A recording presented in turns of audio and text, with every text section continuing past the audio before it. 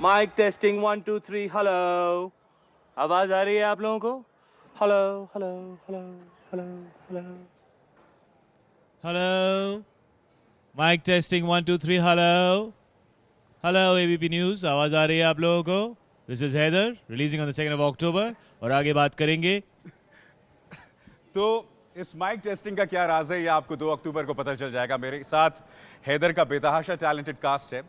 हैदर जो कि बेस्ड है शेक्सपियर की हैमलेट पर, और वाकई विशाल भारद्वाज का फन है कि किस तरह से शेक्सपियर के प्लेस को वो भारतीय जमीन में उतार देते हैं। शाहिद कपूर और श्रद्धा दोनों आज हमारे साथ मौजूद हैं।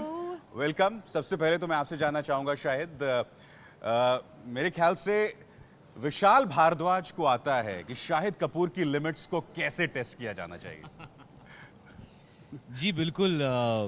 इससे पहले भी हम लोगों ने एक बार काम किया साथ में कमीने में, और बहुत ही मुश्किल रोल था मेरे लिए। मुझे लगता था शायद मेरे करियर का सबसे मुश्किल रोल रहेगा, बिकॉज डबल रोल भी था। बट इस फिल्म में सच में उन्होंने मुझे काफ़ी टेस्ट किया और मेरे बाल भी मुंडवा दिए। और बहुत सारी ऐसी चीज़ें हैं हैदर के अंदर जो बहुत चैलेंजिंग रही हैं, और डेफिनेटली मेरे करियर का सबसे ही चैलेंजिंग रोल रहा है। तो मैं बहुत एक्साइटेड हूँ लोगों के साथ शेयर करने के लिए। मेरे ख्याल से विशाल भारद्वाज की फिल्म श्रद्धा एक जो खास बात होती है परफॉर्मेंसेस, चाहे आप मकबूल देखिए, ओमकारा देखिए, परफॉर्मेंसेस जान होती हैं। और आप भी हैं यहाँ पर जिन्होंने बार बार दर्शकों को अपने परफॉर्मेंसेस से हैरान किया है। आर्शिया का जो रोल है उसके बारे में कुछ बताएं हमें। बिल्कुल, विशाल सर की फिल्मों में आपको गारंटीड है कि आप एक परफॉर्मेंस भरा हुआ फिल्म देखेंगे। तो मैं इस कास्ट का हिस्सा हूँ, मुझे इनके साथ काम करने का मौका मिला। तो मतलब मैं तो बहुत ही लकी हो गई। एक तो विशाल सर है, फिर ये है, फिर तब्बू मैम है, इरफान सर, के सर। तो मेरे लिए मतलब बहुत सारी एक्ट्रेसेस है वहाँ पे जो वेट करती है कि कब उन्हें विशाल भारद्वाज फिल्म के हिस्से का मौका, you know what I am Vishal saying, Bhardwaj की फिल्म का हिस्सा बनने का मौका मिलेगा। Little difficult but you did it. अच्छा ये बताइए शायद, कोई कार्मिक कनेक्शन है क्या आपका और विशाल भारद्वाज का? या ये नहीं, सिर्फ आपका और विशाल भारद्वाज का नहीं, आपके अब्बा हुजूर, आपका और विशाल भारद्वाज का। मेरे ख्याल से आप दोनों की जो बेस्ट परफॉर्मेंसेस हैं जी, वो विशाल भारद्वाज की फिल्म्स में ही आई है। जी अभी हाल ही में हम लोग इंटरव्यू कर रहे थे और विशाल सर से किसी ने ऐसा पूछा that how does it feel you working with the father and you working with the son. तो इसे मुझे ऐसा लग रहा है कि मैं कम्युनिकेशन चैनल बन गया हूँ। जो भी मैं फादर से सीख रहा हूँ वो मैं बेटे को सिखा रहा हूँ। So I think I don't know, कुछ कमाल की बात है। मेरे डैड के बेस्ट परफॉर्मेंसेस विशाल सर के साथ रहे हैं, चाहे वो मकबूल हो या रिसेंटली जो उन लोगों ने फिल्म के साथ में Matru ki Bijlee ka Mandola, even a film called blue umbrella जो उन लोगों ने की थी साथ में, he was amazing in that film. So they have done some amazing work together and I just feel fortunate कि मुझे उनके साथ काम करने का मौका मिलता है और वो मुझे इतने अच्छे रोल्स दे देते हैं। अच्छा ये बताइए, हमने पहले सुना था कि आप लोग साथ आए थे तो कमीने का सीक्वल बनाने के लिए, उसका क्या हुआ? और फिर अचानक हैदर कैसे आ गई पिक्चर में? जी क्या है कि विशाल सर से मिलना बहुत डेंजरस होता है, बिकॉज मैं फुल डिसाइड करके जाता हूँ कि मैं विशाल सर से मिलने जा रहा हूँ और आज मैं उनको कन्विंस कर दूंगा कि सर आप कमीने 2 बनाइए, it's the best thing for us to do together. मैं पहुँचता हूँ, वो चाय पी रहे होते हैं, हम लोग एक कप चाय पीते हैं, फिर वो मुझे बताते हैं कि यार कमीने में ना मैंने ये आइडिया सोचा है, मैंने वो आइडिया सोचा है। फिर हम लोग 10 मिनट और बात करते हैं, मुझे लगता है ये तो हो गया बॉस, कमीने 2 इज हैपनिंग। फिर वो बोलते हैं लेकिन यू नो मेरे पास एक और भी कहानी है, फिर उसकी बात करना शुरू करते हैं, फिर एक तीसरी कहानी की बात करना शुरू करते हैं। So he has so many ideas that it becomes very difficult to convince him. In fact उनके आइडियाज ऐसे होते हैं कि वो मुझे कन्विंस कर देते हैं कि यार वो छोड़, ये कुछ ऐसा कर लेते हैं। But Haider was something that was very close to his heart, because वो कश्मीर के ऊपर फिल्म बनाना चाहते थे और वो अपनी ट्रिलॉजी कंप्लीट करना चाहते थे। And now that I look back I feel I am happier that we made Haider. नहीं, क्योंकि मैंने बार-बार सुना है, आपके इंटरव्यूज मैंने पढ़े हैं और आपने कहा है कि ये आपकी लाइफ का सबसे बेहतरीन परफॉर्मेंस है। नहीं, मैं तो अपने बारे में ऐसा नहीं कह सकता, लेकिन सबसे ये मुश्किल कैरेक्टर मेरे लिए रहा है, ये डेफिनेटली कहूँगा। बिल्कुल। और श्रद्धा आपके लिए, क्योंकि वैसे जैसे मैंने शुरू में कहा कि 3 पत्ती, आशिकी पार्ट 2, आपने लगातार दर्शकों को सोचने पर मजबूर किया है कि व्हाट नेक्स्ट फ्रॉम श्रद्धा, और ये एक बार फिर परफॉर्मेंस। क्या इस परफॉर्मेंस में कोई लेयर्स हैं, जो लेयर्स इनके किरदार में हमें दिखाई देते हैं? आप बहुत स्वीट हो। अगर ये दर्शक एक्चुअली फील करे कि what next from me, I think कि वो बहुत ही अच्छी बात है और बहुत ही अच्छा लग रहा है सुनने को। डेफिनेटली ये जो अपॉर्चुनिटी मुझे मिली है, मैं हर एक मोमेंट इसका ट्रेजर कर रही हूँ। मुझे मौका मिला to work with one of our country's superstars Shahid Kapoor, तो ये मतलब mic please stop saying this now. ये बहुत मॉडेस्ट है, पर हकीकत तो यही है। तो और विशाल सर के बडीज साथ यार, बडीज वो हम बडीज है, बडीज। पिक्चर शुरू होने से पहले से एक दूसरे को जानते थे और हाँ अभी भी हम जी। एक दूसरे को जानते हैं। It's amazing, you know. ये मैं क्लियर कट देख सकता हूँ तो कपूर बॉन्डिंग है। एसके हम दोनों एसके हैं, तो वहां हम से सिर्फ आवाज कपूर आती ही है नहीं, हम एस और कि के SK। दोनों हैं। लोग हमें बुलाते हैं एसके, तो हम दोनों मुड़ जाते हैं नहीं साथ आप में। दोनों POOR दोनों कपूर मुड़ है, जाते हैं साथ में। PUR कपूर है। हैं कौन हम से वाले? दोनों डबल आ रहे हैं। हम पूर पूर कपूर। तो we are the poor Kapoors. तो इस फिल्म में इंटेंस रोल है। अर्शिया जो है पहली बार एक इंटेंस रोल प्ले कर रही हूँ। हमारी फिल्म भी एक रिवेंज फैमिली ड्रामा है। बहुत सारे कॉन्फ्लिक्टिंग इमोशंस है। हैदर भी है, बहुत ही कन्फ्लिक्टेड इंसान है, तो इनके कॉन्फ्लिक्ट्स का इलाज मेरे हाथों में है। और शाहिद, मेरे ख्याल से चाहे मकबूल हो, ओमकारा हो, मैंने कहीं पढ़ा था एक जुमले का इस्तेमाल किया था विशाल भारद्वाज में कि दोनों ही फिल्मों में एक सेक्सुअल कॉन्फ्लिक्ट था। मगर अगर मैंने हैमलेट, मुझे याद है स्कूल में मैंने उसका अब्रिज वर्जन पढ़ा था, तो उसमें बेटे और माँ के बीच में ताल्लुकात का जिक्र था। तो क्या वो ताल्लुकात यहाँ पर भी रिक्रिएट किए गए हैं एक इंडियन ऑडियंस के लिए? जी ऐसा है कि ये हिंदुस्तान की ऑडियंस के लिए फिल्म बनाई गई है और जिस चीज़ की बात हैमलेट में की गई है, जो इडिपल कॉम्प्लेक्स जिसके बारे में लोग मेंशन करते हैं, वो भी शेक्सपियर ने खुद कभी नहीं कहा था। वो लोगों ने पढ़ के इंटरप्रिटेशंस उसके निकाले थे कि यार ऐसा लग रहा है कि ऐसा कुछ है। तो वो बड़ा लेयर्ड सा, बड़ा हल्का सा, अनसेड सा कुछ एक था। तो मैं इस फिल्म के बारे में इतना ही कहूंगा कि अगर आप उसे ढूंढते हुए जाएंगे तो आपको महसूस होगा, अगर आप ढूंढने नहीं जाएंगे तो आपको महसूस नहीं होगा। मैं इसका काउंटर ये देना चाहूंगा शायद कि अगर आप अमिताभ बच्चन की दीवार और अमिताभ बच्चन और निरूपा रॉय के रोल में ढूंढेंगे, आपको नहीं मिलेगा। मगर क्या एक कॉन्शियस अटेम्प्ट था यहाँ पे? क्योंकि मैं बार-बार उस पॉइंट ऑफ व्यू से देखी नहीं दीवार, अब देखनी पड़ेगी था कि नहीं। नहीं, बिकॉज शेक्सपियर के प्ले में इसके बारे में चर्चा की गई है, तो उसको मद्देनजर रखा गया है। लेकिन है वही बात, अगर ढूंढेंगे तो मिलेगा, नहीं ढूंढेंगे तो नहीं मिलेगा। और आपका और गजाला का जो किरदार है तब्बू का, आप तब्बू के साथ पहले काम कर चुके हैं? नहीं, ये पहला मौका था। और वो भी एक पावर हाउस परफॉर्मर है अपने आप में। Absolutely outstanding, absolutely outstanding. और मेरे ख्याल से उनका भी जो बेहतरीन परफॉर्मेंस है, वो भी विशाल भारद्वाज की फिल्म मकबूल में सामने उभर कर आया था। तो how was it working with, कैसा लगा? फैंटास्टिक। आई थिंक सभी परफॉर्मर्स हैं, चाहे वो टब्बू मैम हो, के सर हो, इरफान सर हो, all these people are people जिनसे हमने एक्टिंग सीखी है, जिनका काम देखकर हमने समझा है कि अरे यार ऐसे इमोट किया जाता है या अच्छा ऐसे भी कर सकते हैं। And they are possibly one of the best set of actors that we have in this country. तो शुरुआत में उनके साथ काम करना थोड़ा इंटिमिडेटिंग था, थोड़ा सा ऐसा लगा कि यार I hope I wouldn't make a fool of myself. But after the first day और so your relationship with your co-actor becomes of give and take. And I felt कि शायद वो फ्रेम में है, इसलिए शायद मैं भी बेहतर परफॉर्मेंस दे रहा हूँ, मैं भी बेहतर एक्टिंग कर रहा हूँ। बिल्कुल। ये बताइए, इस फिल्म में हमने देखा बहुत चैलेंजिंग था क्योंकि आप कश्मीर में शूट कर रहे थे। वो कश्मीर जो अभी भी जिसका एक हिस्सा खुद को भारत का हिस्सा नहीं मानता है, क्या आपने उस हॉस्टिलिटी को महसूस किया था वहाँ शूटिंग के दौरान? यार जिस तरह के सवाल आप जैसे पूछ रहे हैं और सबके मन में ये सवाल होंगे, हम सबके मन में भी यही सवाल थे कि यार कश्मीर जा रहे हैं, वहाँ कैसे होगा, क्या एटमॉस्फेयर होगा, लोग कहाँ चलें, वहाँ कश्मीर जा रहे हैं हम लोग। अच्छा आइए, तो आप आगे आ जाइए। तो वहाँ जब हम लोग पहुँचे तो हमारे मन में भी वही सारे सवाल थे जैसे किसी के भी होंगे जो जाता होगा वहाँ पे। बट मुझे वहाँ पहुँचकर बहुत सारा प्यार मिला और लोग बहुत ही खुश थे कि फिल्म की शूटिंग हो रही है। शायद फिल्मों की शूटिंग अगर कश्मीर में बढ़ेगी तो वहाँ टूरिज्म बढ़ेगा, टूरिज्म बढ़ेगा तो लोगों को ज़्यादा काम मिलेंगे। तो एक जनरल एटमॉस्फेयर पॉजिटिविटी का था। I felt people were very excited to see a film shooting because अक्सर वहाँ पर कई सालों से बहुत कम शूटिंग हुई है, तो बहुत वक्त बाद शूटिंग हो रही थी और लोग ये जानते थे कि हम कश्मीरी कैरेक्टर्स प्ले कर रहे हैं, तो उसकी एक अलग क्यूरियोसिटी थी लोगों के मन के अंदर। So I actually felt very loved and very welcomed when I went to Kashmir, and I didn't feel that there was any kind of hostility towards us at least. नहीं, मैंने कहीं सुना था कि शूटिंग के दौरान कुछ स्टूडेंट्स वहाँ पहुँच गए थे इंडियन फ्लैग को लेकर। जी हमने भी ये सुना है बिकॉज हम थे नहीं वहाँ पे। हम थे नहीं, तो एक्चुअली हमें इतना ज़्यादा पता नहीं है इसके बारे में। या बट मैं सिर्फ इतना ही कहना चाहूँगा कि पॉसिबल है कि अगर हम 50 दिन 55 दिन 60 दिन एक फिल्म शूट कर रहे हैं, कुछ ना कुछ इशू कहीं ना कहीं फिल्म शूट करने में हो ही जाता है. Exactly. But we should not focus on the negative, we should actually look at the positive, which means कि हमने 60 दिन वहाँ पे पिक्चर शूट की और हम पूरी बिल्कुल। फिल्म शूट करके ख़त्म करके वापस आए हैं. Exactly. So I would say that I found it very supportive and I think that the people out there were very nice. Same here.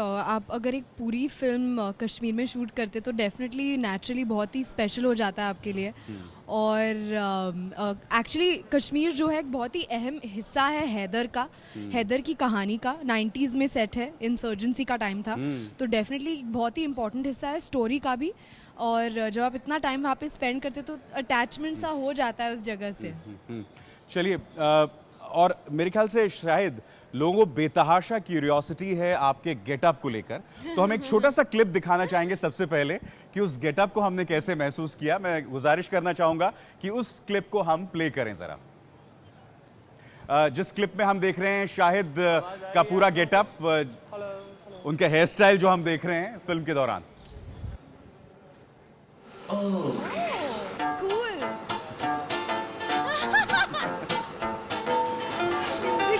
Most pleasure any man can get. Vishal sir is getting right now. धीरे-धीरे prepare करके बैठ रहे हो. हाँ. Alan likes killing softly, slowly and steadily. एक time पे तो मैंने सोचा था ये हाँ. कि उसने इतना आधा जो है अच्छा आदत किया. आधा किया, तो यहाँ से दिखाता है एक चेहरा और दिखाता है यहाँ से.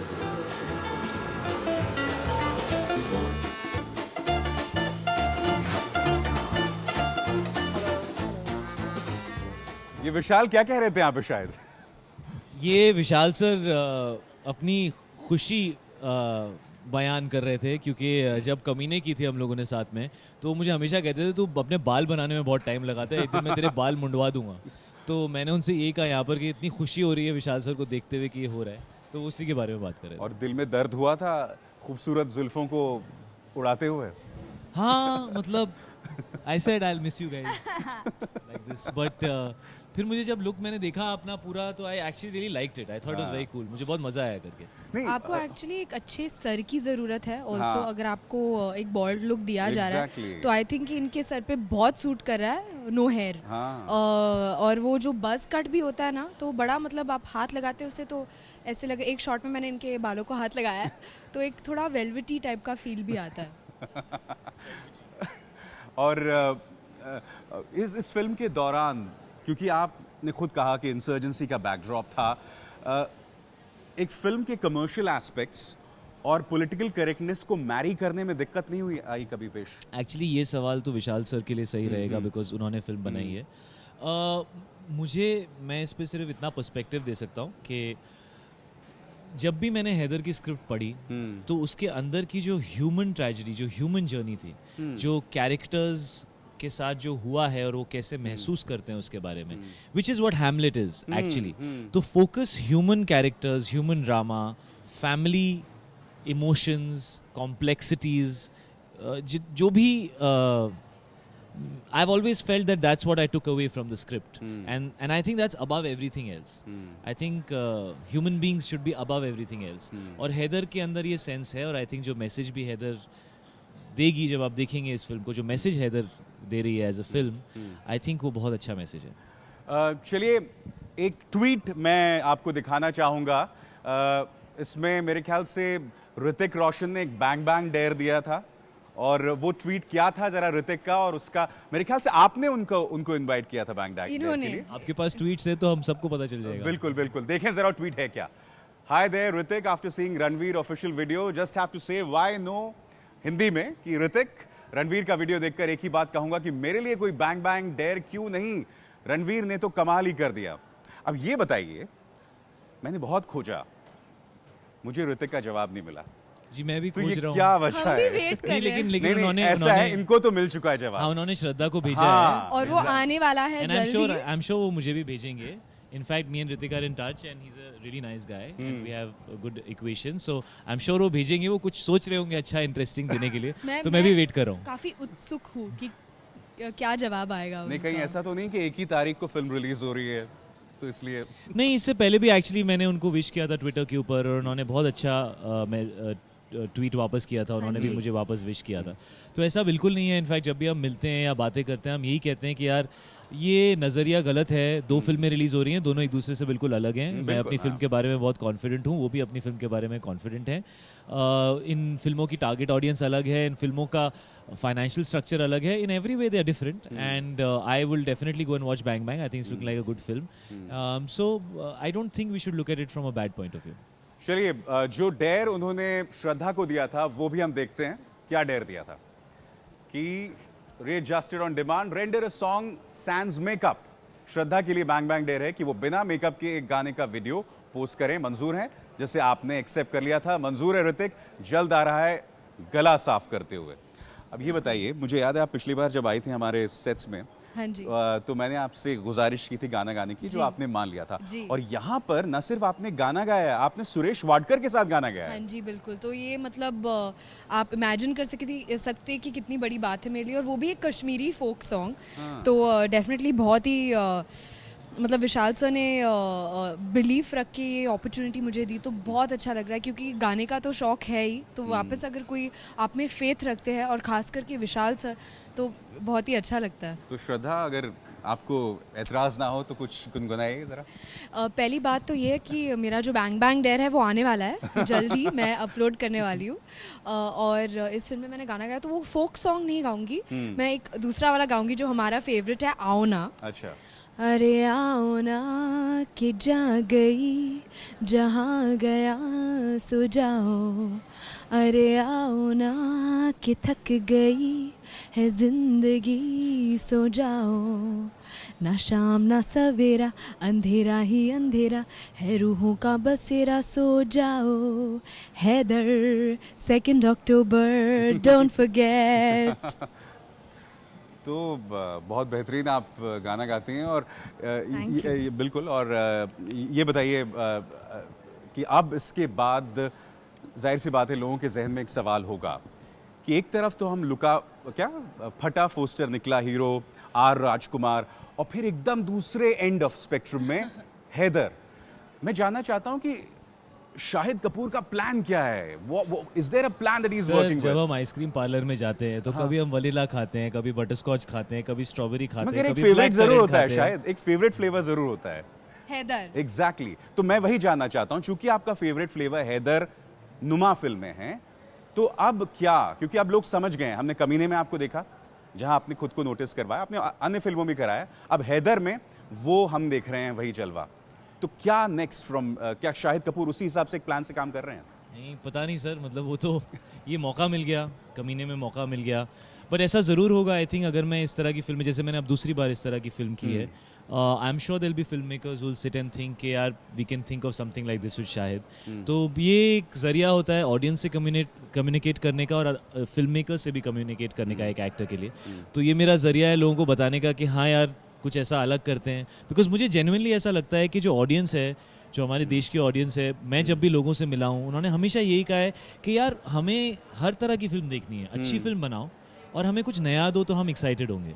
तो ये कुछ नया, कुछ अलग, कुछ आउट ऑफ द बॉक्स करने की कोशिश है। थोड़ा सा डरावना है because it's not a conventional out and out entertainer masala वो टाइप की फिल्म नहीं है। लेकिन ये फिल्म जो ऑडियंस को ऑफर कर सकती है, वो ऑडियंस को साल में 2-3 बार, कभी कभी सिर्फ एक बार देखने का मौका मिलता है।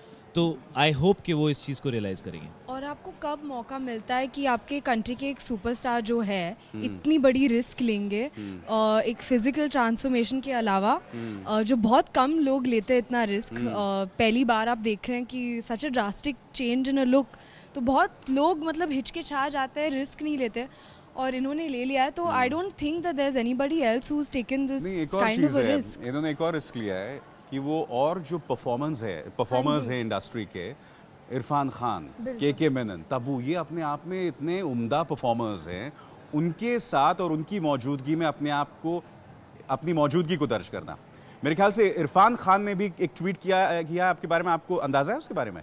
जी मुझे आज ही पता चला। देखिए इरफान खान, देखिए, इन Haider doesn't emerge as an actor, he rather erupts with tremendous force. A new chapter begins from here onwards. यही सवाल जो मैं आपसे पूछ रहा था कुछ देर पहले। Coming from इरफान खान, शायद कमाल है।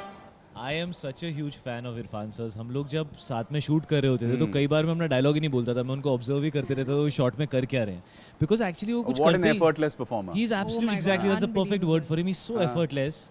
और इनफैक्ट उनकी स्पेशल अपीयरेंस थी फिल्म में इरफान सर की. तो अकॉर्डिंग टू आवर अंडरस्टैंडिंग हमें उनको प्रमोट नहीं करना था, लेकिन जब उन्होंने फिल्म देखी तो he called up Vishal sir and he said कि यार ये मुझे आई एम सो हैप्पी कि आपने ये फिल्म बनाई है और मैं इसका हिस्सा हूँ, कि आपको जहाँ प्रमोट करना है कीजिए. और उसके बाद उन्होंने ये ट्वीट और किया. गलत नहीं हो तो शायद भूत का किरदार निभा रहे हैं. हैं? आवाज नहीं आ रही है आपकी, क्या कह रहे हैं आप? हुजूर, ऐसा है जब आप मान चुके हैं हैमलेट की कॉपी है तो ये भी मान ही लीजिए. हैमलेट की हाँ एडेप्टेशन. सॉरी, एडाप्टेशन है तो अब ये भी मान लीजिए. तो यहाँ पर उन्होंने कहा कि पावर हाउस परफॉर्मर आपको उन्होंने एक्चुअली श्रद्धा के लिए भी ट्वीट किया है और फिर मैंने उनको रिप्लाई भी किया था because I was very touched and he is really praise Shraddha. और मुझे तो यकीन ही नहीं हो रहा कि उन्होंने मेरे लिए इतनी स्वीट और इनकरेजिंग वर्ड्स कही. इरफान खान, मैं भी बहुत बहुत बड़ी फ़ैन हूँ उनकी, और उनके साथ काम करने को मौका मिला तो डेफिनेटली बहुत अच्छा लगा. और ये ट्वीट भी बहुत स्वीट है. अच्छा, एक और चीज़ है, जब आप कश्मीरी हिंदुस्तानी में बोलते हैं तो वो एक खास अंदाजे बयां है उनका हाँ बोलने का. जी. भ को ब, ध को द. जी वो घर नहीं बोलते, वो गर गर, भारत बोलते हैं. हाँ जी, तो जी. वो क्या बहुत आपके क्यूट लगता है, बहुत बहुत प्यारा cute है. होता है वो. तो आइए वो देखते हैं. इनफैक्ट मुझे बताया जा रहा है कि उसको लेके भी एक क्लिप है हमारे पास. जब मैं कश्मीर में रिसर्च कर रहा था तो मुझे बहुत सारी चीज़ें मैंने नोटिस की वहाँ पे. धा और धा और ढा, जो इस तरह के लफ्ज़ हैं उनको नहीं बोल पाते हैं. भा और बा का तो सबसे ज़्यादा, जैसे हमारे भाई, इन लोगों ने मारा है मेरे भाई को, पर अब तो उनके भाई अब जूते हैं. इतना क्यूट लगता है ये, इतना ज़्यादा अच्छा लगता है. सेटल कर लेंगे ना, सेटल कर लेंगे, but don't take it away from us. Don't take it away. हमने और खुर्रम ने मिलकर खुशी का कत्ल किया. तो कुछ जरा संवादों की अदायगी हो जाए उस अंदाज में जो आप दोनों के बीच में हुई है. जी अभी हम लोग प्रमोशंस कर रहे हैं लेकिन बहुत मन कर रहा है कि घर वापस जाएं, कुछ अच्छा कहवा पिए, कुछ कहो यार. एंड इस फिल्म में काम करके I have loved it more than my life. Loved it more than my life. We have loved it. और भारत के कितने पास महसूस किया इस दौरान जब आप वहां थे? भारत का हिस्सा है यार, हमारे देश का हिस्सा है. हाँ तो in fact it's so beautiful, it's so beautiful Kashmir कि मैं सबसे कहना चाहता हूँ, I want to tell everybody कि एक बार आप ज़रूर कश्मीर जाइए. आप वहाँ पर जाएंगे तो आपके मन में जो भी सवाल है आपको सारे जवाब मिल जाएंगे और आप वापस बहुत ही अच्छा फील करके आएंगे. ऑल्दो अभी वहाँ पे बहुत बुरा हाल है, लेकिन it's so beautiful, it's so Exactly, मैं ये जानना चाहता था, अब जो हालात आप देख रहे हैं, क्योंकि आप वहाँ थे जब वाकई हालात नॉर्मल थे. जी बिल्कुल. जब ये हुआ तो क्या पहला रिएक्शन क्या था आप लोगों का? मैं एक्चुअली इंडिया में नहीं था, मैं इंडिया से बाहर था. मैं शानदार की शूटिंग कर रहा था लीड्स में, विच इज़ नियर लंदन. और मुझे जब ये खबर मिली तो मैंने न्यूज़ देखी and I realise how bad it is, because ऐसे पता चला दैट यू नो कश्मीर में फ्लड्स आ गए. तो एक तो पहले वो बात मन में बैठती नहीं है बिकॉज माउंटेन्स में फ्लड्स आते हैं, ये कॉन्सेप्ट होता ही नहीं है हमारे अंदर, यू नो. तो आई वाज लाइक कश्मीर में बाढ़ मतलब थोड़ा पानी वानी हो गया. मैंने जब न्यूज़ ऑन की और मैंने देखा, actually I checked online, I checked on YouTube. मैंने जब देखा तो I was in shock. I was like ये कैसे हो गया. मेरी एक बहुत अच्छी दोस्त भी हैं, वो 3 दिन वहाँ पर फंसी हुई थी बिकॉज वो वहाँ पे एक फ्रेंड की वेडिंग के लिए गई थी और 150 लोग इनफैक्ट वहाँ पर थे जो फंसे हुए थे एक होटल के अंदर, और उसमें 1.5 फ्लोर्स तक पानी भर गया था. और फिर आर्मी ने उनको रेस्क्यू किया. तो आई थिंक वो द आर्मी एंड जो फौज वहाँ पर कर रही है, जो नेवी वहाँ पर कर रही है, जो एयरफोर्स वहाँ पर कर रही है, it's unbelievable. They are really doing something fantastic. आपका क्या रिएक्शन था जैसे पता चला आपको ये? और मैं वो पहले सवाल पे ऐड करना चाहती थी कि जब आप वापस कश्मीर से आते हैं तो आपको लगता है कि आपके अंदर कुछ बदलाव आ गया है, और वो क्या है वो आप पिन पॉइंट नहीं कर सकते. बस मन है कि कश्मीर वापस जाना है, तो वो एक ट्रांसफॉर्मेशन अंदर से हो जाता है.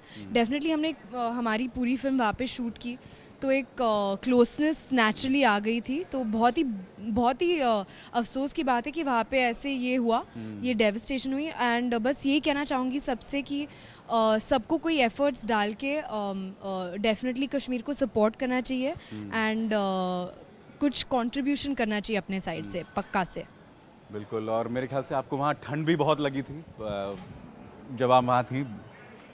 बहुत ठंड लगी थी और मतलब मेरी पैकिंग भी बहुत ही कमाल की थी इन्होंने। ये तो वुलन सॉक्स भी नहीं लेकर आई थी प्लेन में। मैंने इसको देखा और ये बैठी हुई थी एकदम ऐसे टाइट्स और एक टी शर्ट पहन के ऐसे एकदम खुश। तो मैंने इसको देखा और मैं मैंने बूट्स पहने हुए थे स्नो वाले और ओवरकोट लिया। तो मैं इसको देखा और मैंने कहा श्रद्धा nice, it'll be fun, we're going in autumn. I said we're going to Kashmir, Shraddha.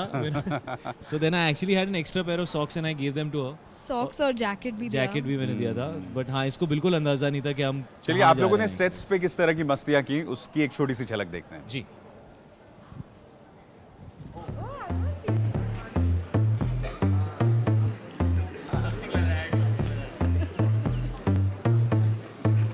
अच्छा है वहाँ पे भी तो शायद चल के जाना पड़ेगा ना।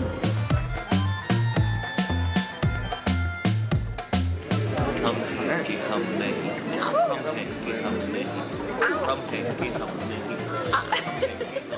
ये क्या था हम लोग ने जब हम लोग सर ये बहुत सीरियस सीन की शूटिंग कर रहे थे हम लोग, बहुत ही सीरियस सीन की। देखिए कितना प्रिपरेशन किया मैंने सीरियस सीन के लिए। तो ये बिल्कुल वो सीरियसनेस दिखाई दे रही थी, बट कर क्या रहे थे आप लोग? साड़ी के फॉल कर रहे थे। ये एक्चुअली हाँ हमने क्या किया कि हमारी फिल्म की जो टू बी और नॉट टू बी जो हैमलेट की लाइन है उसका कन्वर्टेड वर्जन है हम हैं कि हम नहीं, मैं रहूं या मैं नहीं। अच्छा। तो दो वर्जन्स हैं। तो ये साड़ी के फॉल का स्टेप है ये ऐसा। तो हम दोनों चीज़ों को कंबाइन करके सुबह के 7 बजे -15 डिग्रीज में अपने आप को नींद से जगाने की कोशिश कर रहे थे ताकि हम लोग थोड़ी बहुत एक्टिंग कर सके। शायद यही नहीं, इसमें दो राय नहीं कि आप एक बहुत अच्छे डांसर हैं, मगर इस फिल्म में जो मैंने रशेस देखे हैं उसमें मैंने आपको एक गाने में बिस्मिल गाने में कुछ अलग डांस मूव्स के साथ देखा है। मैं चाहूँगा कि वो क्लिप को भी चलाया जाए और शायद मैं जानना चाहूँगा कि किया क्या था आपने उस डांस मूव में, क्या था, what was the idea behind that?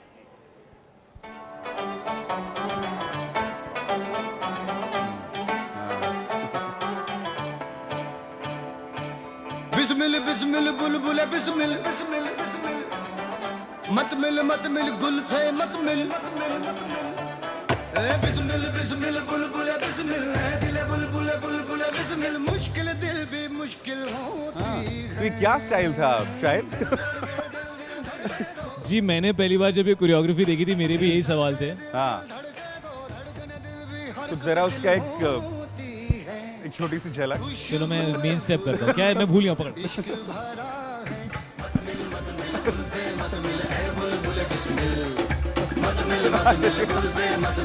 बहुत मुश्किल स्टेप्स हैं ये, वहीं पे लर्न कर लिए थे मैंने। ये तो बिल्कुल भी नहीं आता मुझे, भूल गया मैं। ये छुप छुप के नाच गाना पहले भी होता था या कभी शुरू हुआ?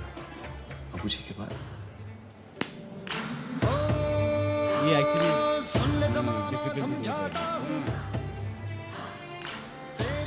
नहीं, यही वजह मैं भी बहुत क्यूरियस था क्योंकि डांस स्टेप्स आपके लिए मुश्किल नहीं होते अमूमन, मगर अगर आपको ये मुश्किल लग रहे हैं। अरे बहुत मुश्किल थे। आप देखिए ना इस टाइप की डांसिंग मैंने पहले कभी की नहीं है और हम लोगों ने वहाँ पर -15 डिग्रीज में रिहर्सल्स की। इतनी ठंड होती थी कि हम लोग सांस नहीं ले पाते थे। It was very very difficult. लेकिन I think the most special thing about this song is that इसमें कैरेक्टर के अंदर की जो फीलिंग्स हैं, जो वो फील कर रहा है और वो उसके फादर के साथ क्या हुआ है वो एक कहानी के थ्रू नरेट कर रहा है। बिल्कुल आपने सही कहा क्योंकि मैं उनकी आंखों में देख सकता हूँ वो लगातार एक टॉन्ट या एक टॉन्ट लगातार कर रहे हैं अपनी माँ को, अगर मैं गलत नहीं हूँ। वो एक्चुअली बिकॉज हैमलेट का कैरेक्टर हमेशा कहा जाता है as the character of a man who couldn't make up his mind. तो वो श्योर नहीं है कि जो इल्जाम लगाया जा रहा है उसकी माँ के ऊपर, उसके अंकल के ऊपर, क्या वो सही है या नहीं है। तो ये गाने के थ्रू कहानी सुना रहा है ताकि वो उनके एक्सप्रेशंस देख सके कि ये लोग गिल्टी हैं या नहीं है। बिकॉज ऐसे तो बहुत अग्रेसिव लग रहा है character, but is a very vulnerable character. वो नहीं चाहता कि वो कोई भी गलत चीज करे। So he is wanting to find out actually कि हो क्या रहा है। और आई थिंक माँ का भी लगातार कंट्रोल इस कैरेक्टर पे रहता है। कम से कम हैमलेट में तो ऐसा ही है कि इसमें बहुत सारे चेंजेस हैं। जर्ट्रूड का जो कैरेक्टर था वो लगातार अपने बेटे पर एक कंट्रोल करने की कोशिश करती रहती थी। इसमें काफी अलग है। अच्छा, इसमें सब चीज़ों को इंडियनाइज किया गया है। तो माँ बेटे की रिलेशनशिप हिंदुस्तान में जिस तरह की होती है बहुत इमोशनल होती है। तो बहुत सारी कॉम्प्लेक्सिटीज़ हैं इस माँ बेटे की रिलेशनशिप में, लेकिन बहुत सारा प्यार भी है। जब आप फिल्म देखेंगे तो आप समझेंगे कि मिसअंडरस्टैंडिंग्स हैं, कॉम्प्लिकेशंस हैं, एक दूसरे से खफगी है, लेकिन वो सब इसलिए है बिकॉज बहुत प्यार है। चलिए हम उम्मीद करते हैं कि जो वादा ये राशिश कर रहे हैं 2-2.5 घंटे जब हम बैठेंगे स्क्रीन के सामने तो वो वादे मुकम्मल होंगे, पूरे होंगे। बहुत बहुत शुक्रिया आपका श्रद्धा और शाहिद। All the best. तो ये था हैदर का बेतहाशा टैलेंटेड स्टारकास्ट हमारे साथ एबीपी न्यूज़ पर। खबरों का सिलसिला जारी है।